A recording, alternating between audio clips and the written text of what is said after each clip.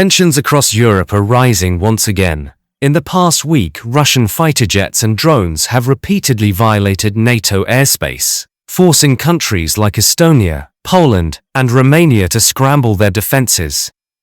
And now, former President Donald Trump has weighed in, saying NATO countries should shoot down Russian aircraft that enter their skies.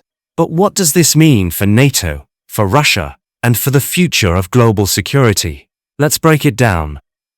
On September 23rd, Estonia reported that 3 Russian MiG-31 fighter jets entered its airspace for nearly 12 minutes. Italian NATO jets quickly intercepted them. Around the same time, Poland confirmed that Russian drones had crossed into its territory. Some were even shot down, and Romania also detected similar drone incursions. These incidents prompted Estonia and Poland to invoke Article 4 of the NATO Treaty, a mechanism used when a member feels its security is threatened. NATO has condemned Russia's violations as reckless and dangerous, warning that they risk escalation and miscalculation.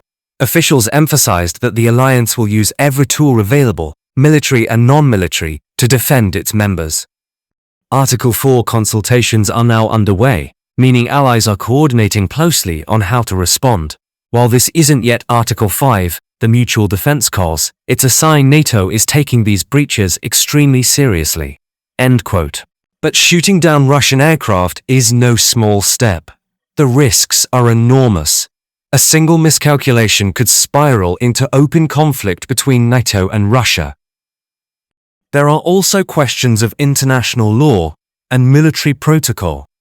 Who decides when a plane is hostile? What warnings are required before engaging? And politically, not every NATO member may be willing to escalate at the same pace. Consensus is critical, and Russia could exploit those divisions. Looking ahead, NATO will likely tighten its air defense rules, scramble jets faster, and increase surveillance near its borders. If violations continue, we may see more countries openly authorizing shootdowns.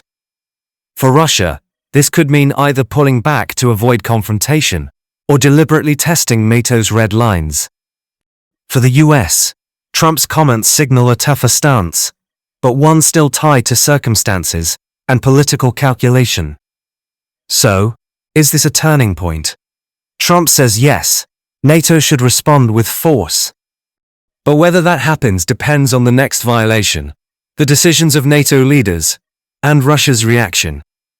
The stakes are high, and the consequences could be global. What do you think? Should NATO shoot down intruding Russian aircraft? Or is that a dangerous gamble? Share your thoughts below, and don't forget to subscribe for more updates on global politics and security.